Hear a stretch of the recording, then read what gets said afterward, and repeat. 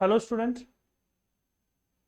The most demanding chapter of class 12 integration start हो रहा है।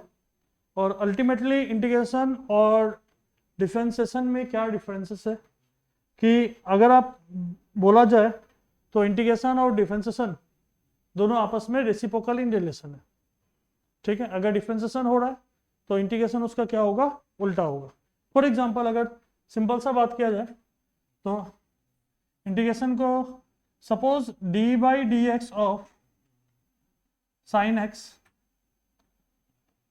कॉस एक्स हो रहा है, तो इसी तरह integration of cos x d x हमेशा लगता है इंटीग्रेशन के साथ, तो वो हमेशा क्या आएगा, साइन एक्स। क्लियर है बात? बट हम लोग जब भी इंटीग्रेशन करते हैं प्लस सी एक साथ में कांस्टेंट टर्म लगा देते हैं। ठीक है, तो differentiation of sine x cos x आ रहा है, तो इंटीग्रेशन ऑफ कॉस एक्स क्या आ रहा है, साइन एक्स आएगा। फॉर एग्जांपल एक और ले लेते हैं, differentiation of sine x sorry cos x क्या था, minus sine x. Integration of sine x minus cos x, वो नेगेटिव इधर आ जाता है। अल्टीमेटली दोनों इंटरचेंज ही रहता है, मतलब रेसिप्रोकल इन रिलेशन। तो ज्यादा कोई हार्ड बोल के नहीं है, आपको डिफरेंशिएशन वाला चैप्टर का फॉर्मूला याद रखना है और बेसिक बेसिक करके हम लोग धीरे धीरे करके एक्सरसाइज को आगे प्रोसेस करेंगे। तो सबसे पहला क्या है अपना फॉर्मूला। फॉर्मूला कुछ इस प्रकार का है कि जितना फॉर्मूला हम लोग का एक्सरसाइज वाइज यूज होते जाएगा हम लोग फॉर्मूला को अपडेट करते हुए चलेंगे। तो फॉर्मूला जब आप लिखेगा तो उसके साथ आप एक पेज आप लगभग छोड़ दें, ठीक है, ताकि फॉर्मूला को हम लोग जैसे जैसे एक्सरसाइज मिलते जाएगा वैसे वैसे हम लोग अपडेट करते जाएगा। इनफैक्ट एक चीज और है कि इंटीग्रेशन में आपका दो पार्ट है, एक है आपका इनडेफिनेट इंटीग्रल और एक पार्ट है डेफिनेट इंटीग्रल। और इंटीग्रेशन का अल्टीमेटली एप्लीकेशन क्या है कि सपोज कोई कर्व का कोई पार्टिकुलर इंटरवल में उसका एरिया निकालना, ये पार्टिकुलर एरिया इस इंटरवल में लिख लेगा। ठीक है, जिसके लिए हम लोग ए और बी यूज कर रहा था, तब जाके क्या बन जाएगा, ए और बी उस पार्टिकुलर कर्व का क्या एरिया, जो कि आपका एक्सरसाइज चैप्टर नंबर 8 की देगा। ठीक है, इस ए और बी जो लग जाता है इसी को हम लोग क्या बोलेगा, डेफिनेट इंटीग्रल। जहां ए भी नहीं लगता है उसको हम लोग क्या बोलेगा, इसको लिमिट बोलता है। जहां ए भी नहीं लगता उसको हम लोग क्या बोलेगा, इनडेफिनेट इंटीग्रल। तो पहला कुछ एक्सरसाइज हम लोग का इनडेफिनेट के ऊपर होगा, फिर हम लोग उसके बाद क्या पढ़ेगा, डेफिनेट के ऊपर। डेफिनेट के ऊपर 2 या 3 एक्सरसाइज है। तो सबसे पहले फॉर्मूला देखो ध्यान से, एंड जब ये चैप्टर स्टार्ट होगा साथ साथ में आपको आरएस भी चलना है। तो कितना आरएस चलना है साथ साथ में मैं वीडियो के साथ ही बोलते जाऊंगा। तो पहला क्या आपका फॉर्मूला 1, सबसे जो मेन इंपॉर्टेंट है, integration of d x plus c. ठीक है, उसके बाद number 2, integration of x to the power n d x.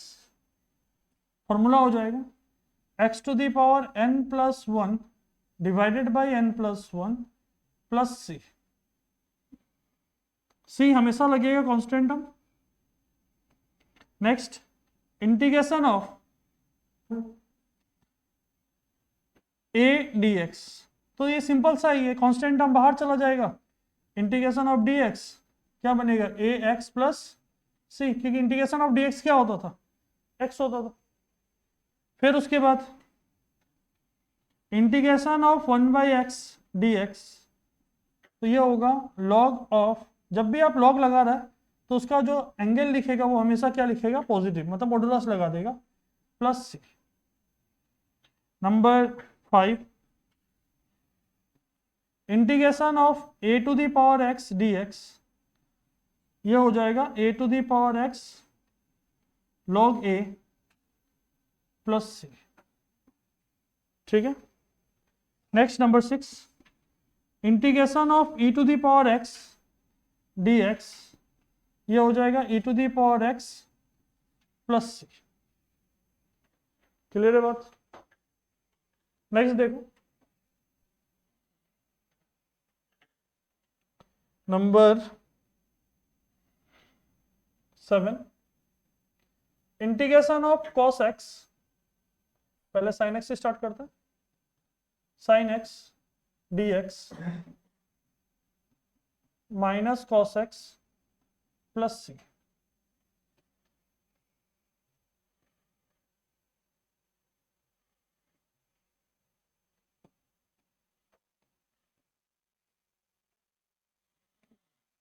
Next number 8, integration of cos x d x, ये हो जाएगा साइन एक्स प्लस सी। नंबर 9,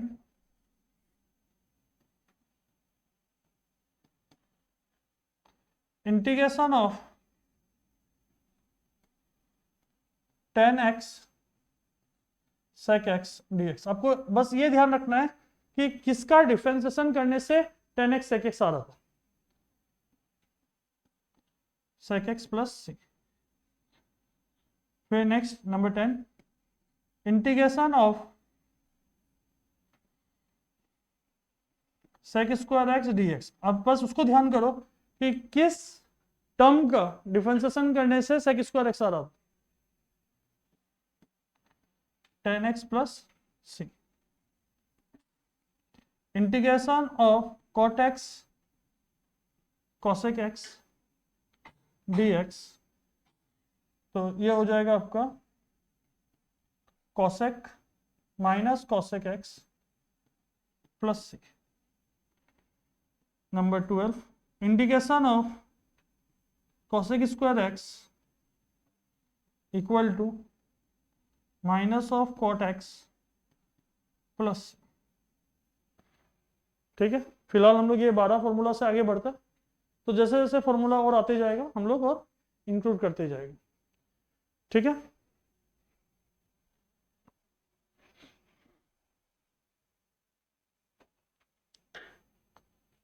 तो अपना पहला पार्ट जो है कुछ यहां से,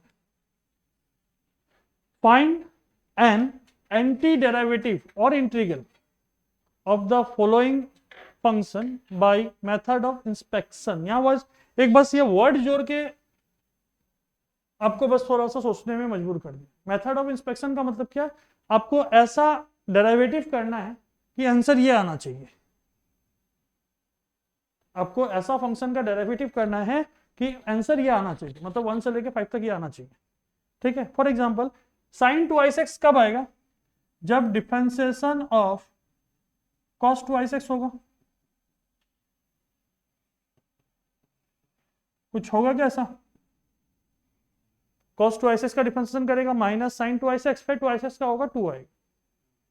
इसको थोड़ा सा और लिख लो अच्छा से, साइन 2x को क्या ऐसा बोल सकता है कि D by d x of minus 1/2 cos 2x। हाँ या ना, बस कुछ नहीं किया, ये -2 को कांस्टेंट टर्म था, अंदर ढुका दिया नीचे लाके, इसको यहां नीचे ला सकता है और अंदर डाल दो। ठीक है, तो ultimately integration of sign 2x dx आप डायरेक्ट लिख सकता है, जो भी डेरिवेटिव हो रहा है, डेरिवेटिव क्या है,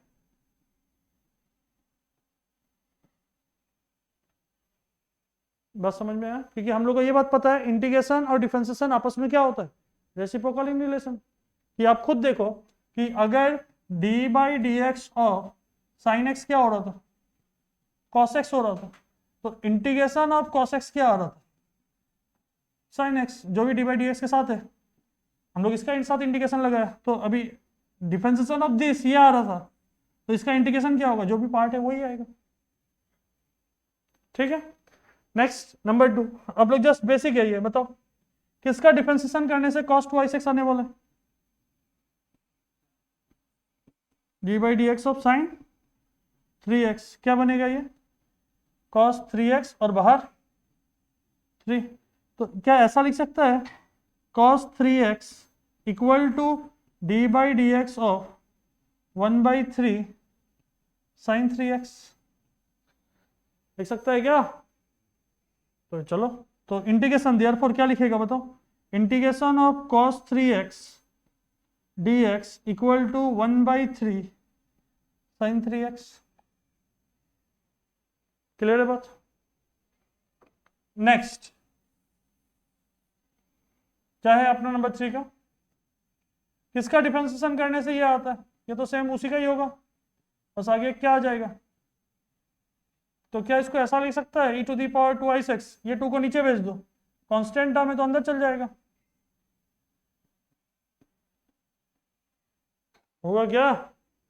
ठीक है, पर हम लोग यहाँ एक बात करेगा, हाँ बहुत इंपॉर्टेंट बात है कि therefore integration of e⁻²x dx equal to 1/2 e⁻²x plus क्या लगने वाला सब में, c प्लस हो जाए। जब भी इंटीग्रेशन करता तो क्या होता है, c प्लस हो जाता। एक बात देखो यहाँ, बहुत इंपॉर्टेंट बात, डेरिवेटिव के केस में आप सोचो कि sin 2x का डेरिवेटिव क्या होता था, cos 2x, एंड जो भी 2x के साथ 2 था वो कहाँ जाता था, आगे चला जाता था।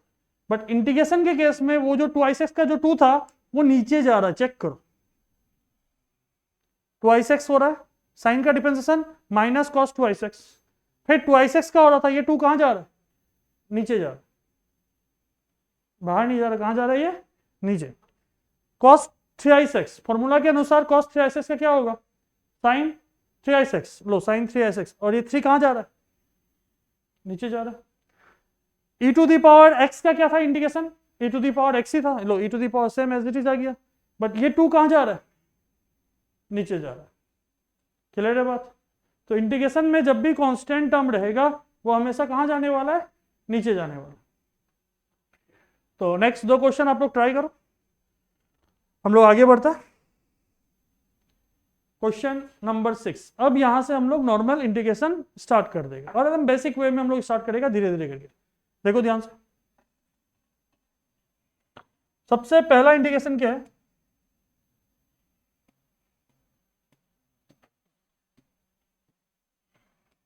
सबसे पहला इंटीग्रेशन क्या है, नंबर 6 को पहले ले लेता, integration of 4 e⁻3x plus 1, and बाहर कौन है, dx।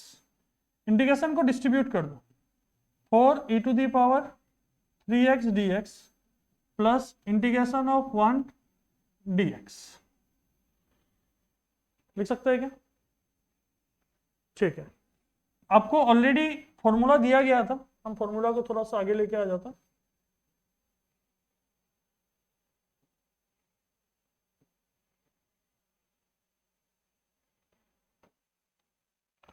अब देखो, अब फॉर्मूला नंबर 3 पे ऑब्जर्व करो, कांस्टेंट टर्म बाहर आ जाता है, तो यहां कांस्टेंट टर्म कौन है, 4 है, बाहर निकाल लिया।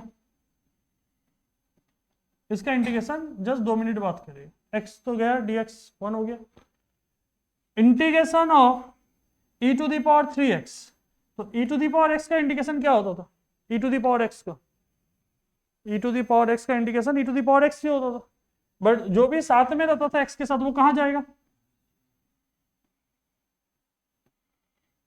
प्लस।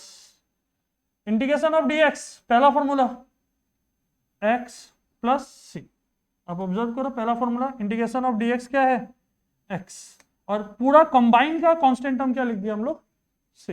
मतलब आपको अलग अलग नहीं लिखना है, इसके लिए अलग से c, इसके लिए अलग से c नहीं लिखना है, एक कंबाइन से लिख देने से हो जाएगा। क्लियर है बात? क्वेश्चन नंबर 7, अच्छा क्वेश्चन है, देखो ध्यान से। इंटीग्रेशन ऑफ x² को अंदर मल्टीप्लाई करो,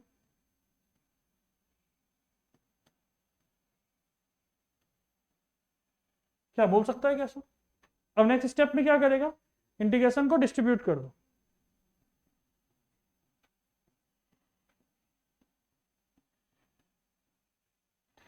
अब आप फॉर्मूला नंबर 2 पे ध्यान दो, x⁻n, फॉर्मूला क्या होगा, x⁻n plus 1 divided by n plus 1, तो फॉर्मूला क्या बनेगा, x⁻n था तो x⁻2 plus 1 divided by 2 plus 1 होगा। इंटीग्रेशन ऑफ dx क्या होगा, प्लस c। क्लियर है बात? तो x⁻2 प्लस 1 का मतलब क्या,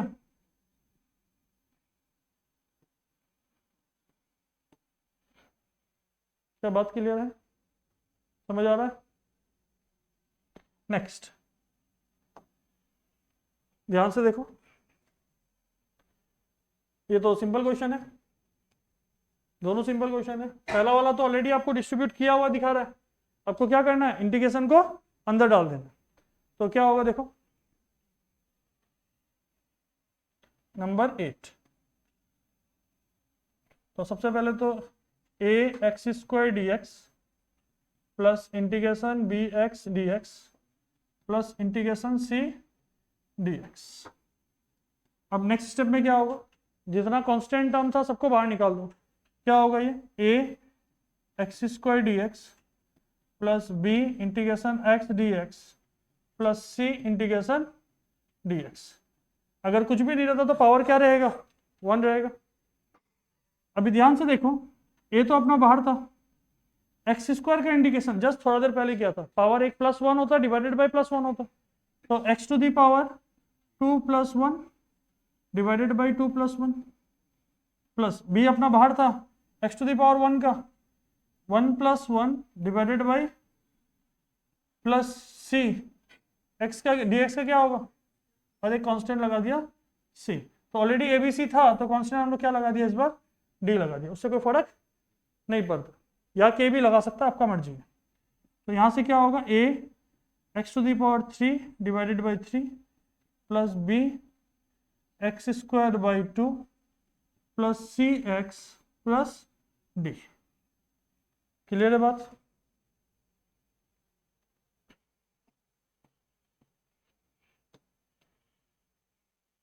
समझ रहे हैं?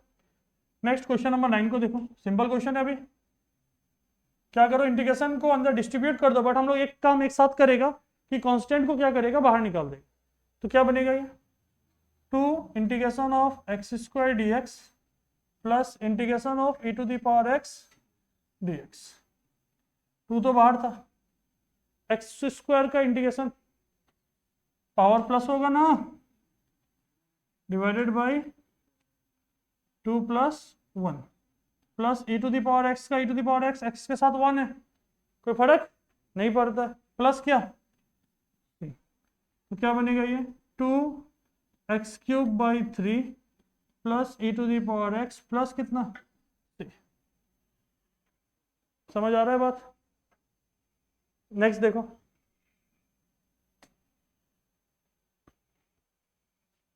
क्वेश्चन क्या दिया हुआ है, सिंपल क्वेश्चन है, कोई ज्यादा टफ क्वेश्चन नहीं है बस। तो ध्यान से देखो, क्वेश्चन का होल स्क्वायर को पहले ओपन करो, √x का होल स्क्वायर प्लस 1/√x का whole square minus 2 into √x into 1/√x, और ये पूरा किसके साथ हो जाएगा, dx, √x के साथ √x कैंसिल। क्लियर है बात? तो क्या बनेगा ये, इंटीग्रेशन ऑफ √x का whole square x plus 1/x minus 2, साथ में क्या dx। क्लियर है बात? ठीक है, अभी क्या करना अपने को, डिस्ट्रीब्यूट कर दे। तो डिस्ट्रीब्यूट करने से क्या होगा, integration of x dx plus integration of 1/x dx minus 2 को बाहर निकाल लेता, इंटीग्रेशन ऑफ dx। समझ आ रहा है? ठीक है, इंटीग्रेशन ऑफ x का कुछ भी नहीं रहता तो पावर 1, तो क्या होगा x² बाई 2। ठीक है, अब ध्यान से देखो, आपका जो फॉर्मूला था उसमें 1/x, फॉर्मूला नंबर 4 को देखो, इंटीग्रेशन ऑफ 1/x क्या होता है, log mod ऑफ x। ठीक है, तो ये क्या हो जाएगा अपना, plus log modulus of x minus 2, इसका क्या होगा x प्लस c। बात सहमत है क्या सब? ठीक है, नेक्स्ट क्वेश्चन को देखो, क्वेश्चन नंबर 9। ठीक है, क्वेश्चन नंबर 9 भी इजी है, अब इस चीज को ऑब्जर्व करो। अब छोटा में a क्या होगा, a प्लस बी बाई सी, क्या कुछ ऐसा लिख सकता था क्या, a/c प्लस b/c, लिखा था क्या, ऐसे ही खोल देगा क्या ऊपर वाला को, तो क्या होगा बताओ, तो integration x cube by x square minus 5x square by x square minus 4 by x square whole into कितना dx। इंटीग्रेशन ये बनेगा x plus 5 minus 4x square, साथ में क्या, ये तो हो गया x dx, 5 बाहर, इंटीग्रेशन ऑफ dx माइनस 4 बाहर, integration of x to the power minus 2 dx। सिर्फ 1/x का log x होता है, एक्स स्क्वायर का log नहीं होगा, ठीक है। मतलब अगर पावर x से ज्यादा होता है, मतलब integration of 1/x he log x होता है। ऐसा नहीं है कि इंटीग्रेशन ऑफ 1/x स्क्वायर को आप log x स्क्वायर मान सकते हैं, ये गलत हो जाएगा। उसके लिए आपका पावर वाला फॉर्मूला ही लगेगा, ठीक है। ध्यान से देखो, यहां कुछ भी नहीं है तो क्या है, 1 + 1 2 divided by 2 plus 5 integration of minus 4 x to the power minus 2 + 1 divided by minus 2 + 1 लिख सकता है, प्लस सी। पावर वाला फॉर्मूला लग गया। क्या था पावर वाला formula, x to the power n dx equal to x to the power n + 1 divided by, ये फॉर्मूला लग गया, ठीक है। तो देखो यहां बस थोड़ा सा सॉल्व करना है, x square by 2 plus 5x, ये -1 होने वाला जिसकी वजह से क्या बन जाएगा +4, -1 होगा तो 4/x लिख सकता है क्या, पावर में -1, x को नीचे लेके चल जाओ, प्लस c, ठीक है। नेक्स्ट देखो, वही सेम तरीका ऑब्जर्व करना।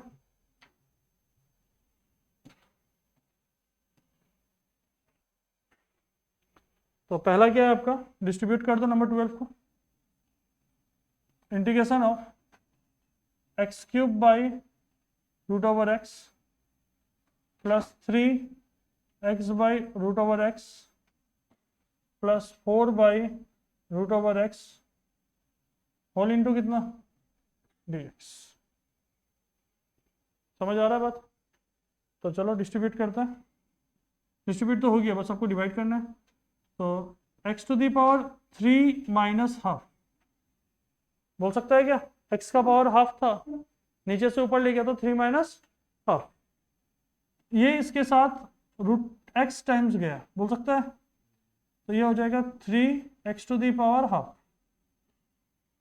√x का मतलब हाफ होता है। नेक्स्ट प्लस 4, नीचे वाला को जब ऊपर लेके जाएगा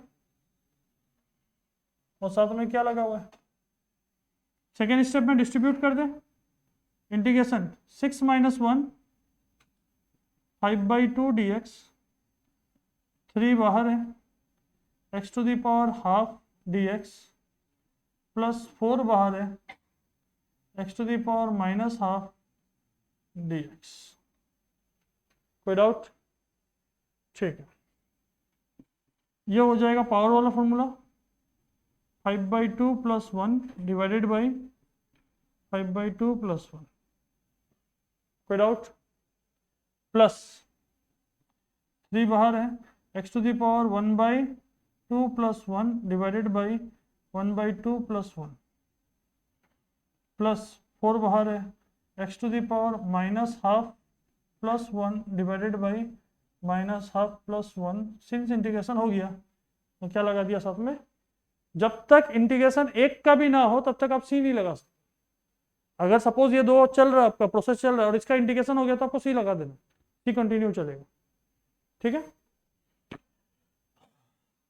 जस्ट एक स्टेप थोड़ा सा हम लोग करेगा ध्यान से, एलसीएम ले लो, एलसीएम ले लो,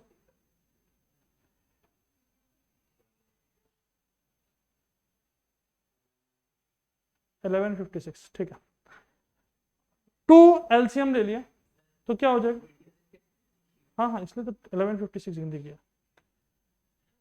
2 एलसीएम ले लिया तो क्या आ जाएगा, एलसीएम 2 आ गया यहाँ पर, 5 + 2 7, और ये 2 कहाँ चला जाएगा ऊपर, तो क्या ऐसा लिख सकता है 2x to the power 7/2 divided by 7।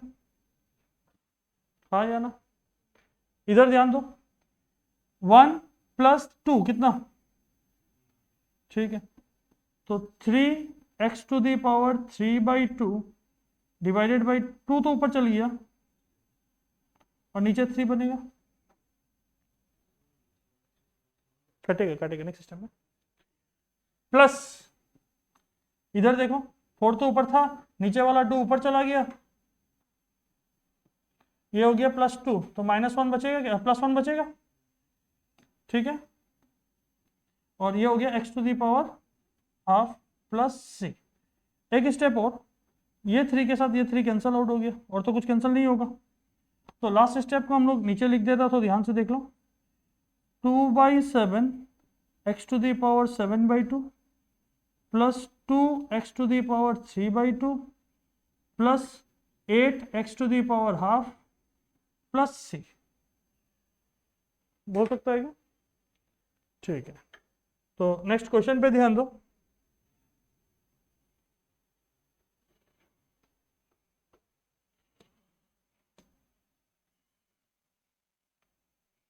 Question क्या दिया, अच्छा क्वेश्चन है। अब फर्स्ट 2 से कॉमन कुछ निकाल सकता है, क्या निकालेगा?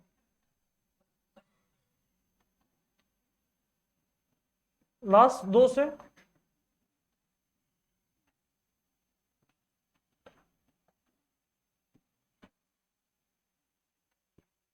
बोल सकता है क्या?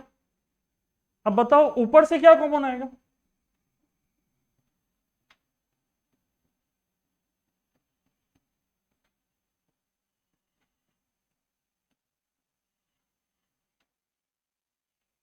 बोल सकता है, तो क्या हो जाएगा ये? क्लियर है बात, समझ आ रहा है?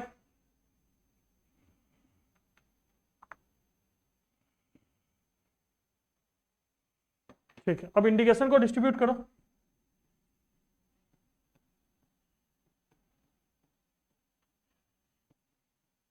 x³/3 plus x plus c, समझ आ रहा है? नेक्स्ट, सेम सिंपल क्वेश्चन है।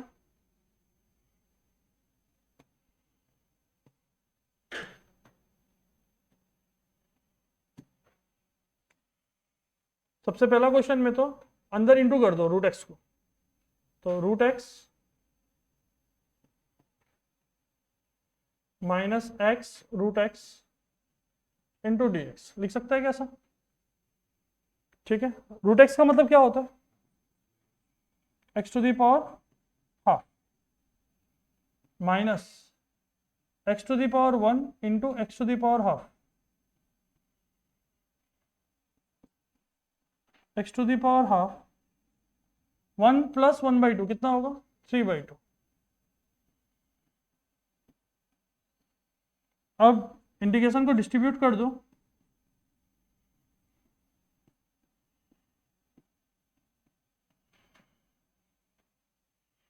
बोल सकता है क्या? तो क्या होगा? पावर वाला formula 1/2 + 1 divided by minus x⁴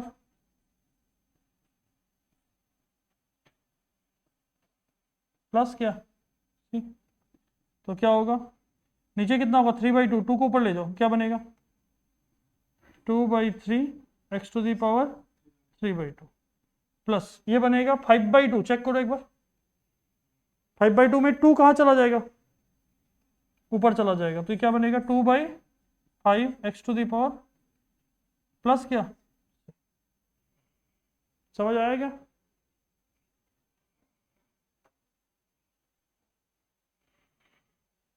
आप अगर स्टार्टिंग से एनसीईआरटी ध्यान से करेगा तो ये चैप्टर बहुत इजी बन जाएगा, बट आपको क्या है, ऐसा नहीं करना है कि आप होमवर्क दिया और आराम बगल वाला से देख के कर लिया, तो उससे कोई बेनिफिट नहीं होगा। वो अल्टीमेटली एट द एंड आप इसी चैप्टर के लिए पागल हो जाए, क्योंकि ये चैप्टर, इसके बाद वाला चैप्टर एंड इसके बाद वाला चैप्टर सब इंटीग्रेशन से लिंक्ड है, और एक बार ये चैप्टर समझ में आ जाए तो नेक्स्ट वाला चैप्टर तो इजी का 5 मार्क्स है, कि 5 मार्क्स का क्वेश्चन आता है एप्लीकेशन ऑफ इंटीग्रेशन से। क्वेश्चन नंबर 15, वही सेम कॉन्सेप्ट, रूट को अंदर इंटू कर देता, 3 हम लोग डायरेक्ट प्लस कर देता, x to the power 2 plus half लिख सकता है क्या, क्योंकि रूट एक्स का हाफ होता है, plus 2 x to the power 1 plus half plus 3 x to the power half, and बाहर कौन है, dx। तो इंटीग्रेशन को डिस्ट्रीब्यूट कर दो, 3 integration x to the power, LCM ले लो 5/2 dx, 2 एलसीएम ले लो 3/2 प्लस 3 एलसीएम ले लो, बोल सकता है। अब तो क्या करना अपने को, x to the power 5/2 plus 1, कौन सा फॉर्मूला, पावर वाला formula, 5/2 plus 1 plus 2 x to the power कितना, 3/2 plus 1 divided by 3/2 plus 1, and the last one 3 x to the power half plus 1 divided by half plus 1, since integration हो गया तो plus क्या लगा दिया पीछे, सी। अब ध्यान से देखो, हम लोग बस थोड़ा सा चीज को देख लेगा कि कैंसिल आउट हो रहा है तो एक ही बार में कैंसिल कर देगा। 7/2, क्या 3 और 7 कैंसिल हो रहा है, नहीं हो रहा है, तो 7/2 को 2 ऊपर भेज दो, क्या बनेगा ये 6/7 एक्स टू दी पावर कितना 7/2 प्लस ये कितना बनेगा 5/2, तो 5 और ऊपर वाला 2 कैंसिल आउट हो रहा है, नहीं हो रहा, तो नीचे वाला 2 ऊपर चला जाएगा, 4/5 x to the power 5/2 plus ये बनेगा 3/2, ऊपर 3 था नीचे भी 3, 3 कैंसिल आउट हो गया, तो नीचे वाला 2 ऊपर चल गया, 2 x to the power 3/2 plus 6। बात क्लियर है क्या, समझ आ रहा है, ठीक है।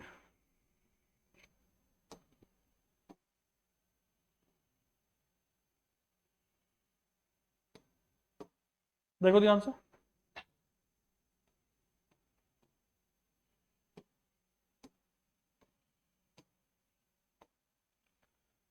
तो अपना ऑलरेडी किया हुआ ये बस डिस्ट्रीब्यूट करना है 16, तो 2 कांस्टेंट बाहर x d x minus 3 constant बाहर cos x d x plus integration of e to the power x dx, तो 2 into integration of x to the power 1, कैसा लिख सकता है ये x² 2 minus 3 integration of cos x sine x plus e to the power x plus क्या c, ये 2 और ये 2 कैंसल आउट हो गया, क्या बनेगा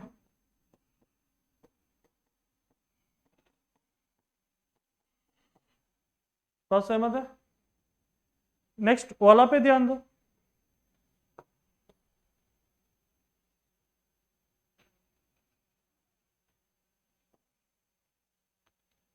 number 70, 2 integration of x² dx minus 3 integration of sine x dx plus 5 integration of x to the power half dx, root over को open कर दिया, ठीक है।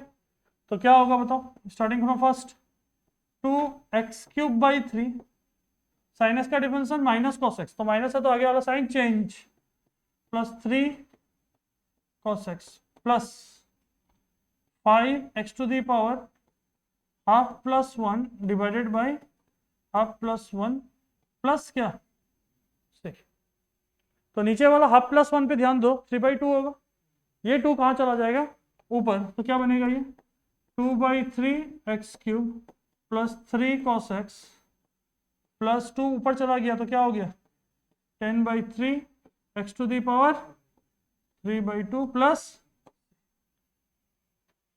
समझ आ रहा है। नेक्स्ट देखो, सिंपल क्वेश्चन है, क्या दिया हुआ है, integration of sec x plus 10x, सबसे पहले sec x को मल्टीप्लाई कर लो, sec² x plus sec x tan x, और फिर उसके बाद हम लोग ऑब्जर्व किया कि sec स्क्वायर एक्स का भी इंडिकेशन होता है 10x होता है, और sec x 10x का भी इंडिकेशन होता है sec x होता है, बस डिस्ट्रीब्यूट कर दो। इंटीग्रेशन ऑफ क्या, sec square x dx plus integration of sec x 10x dx। तो sec स्क्वायर एक्स का indication 10x plus sec x plus c, sec x 10x का इंडिकेशन होता है sec x। नेक्स्ट देखो, फिर क्वेश्चन कुछ इसी तरह का ही दिया हुआ है, बस फोकस करना है।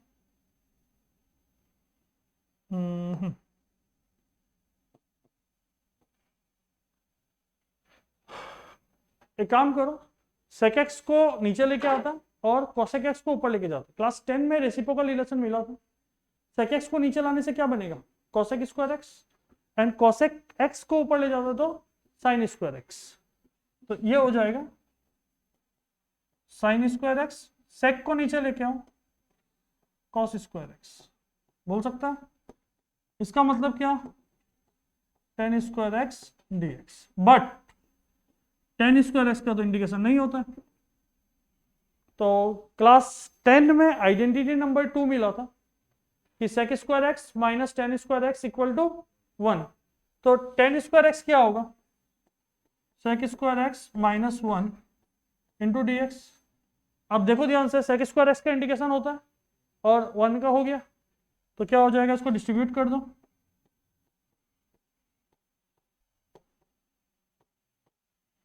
sec स्क्वायर एक्स का इंडिकेशन क्या होगा, 10x माइनस एक्स प्लस, बात सहमत है। नेक्स्ट देखो, जो कि आपका पहला एक्सरसाइज का लास्ट क्वेश्चन होगा।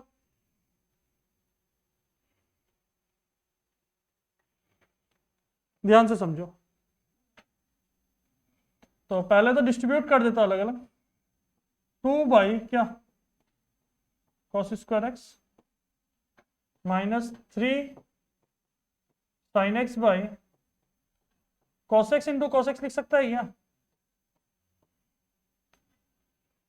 लिख सकता है, ठीक है। तो ऑब्जर्व करो, 2 कांस्टेंट है, बाहर आ गया, 1 by cosec square x, sec square x, और sec स्क्वायर एक्स का डिफरेंशियल होता है 3 बाहर, sine by cos 10 and 1 by cos, और इसका भी डिफरेंशियल होता है, तो क्या लिखेगा 2 tan x minus 3 sec x plus.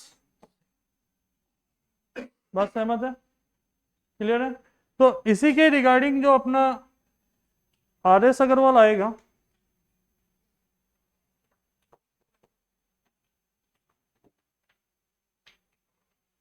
एक मिनट वेट करो,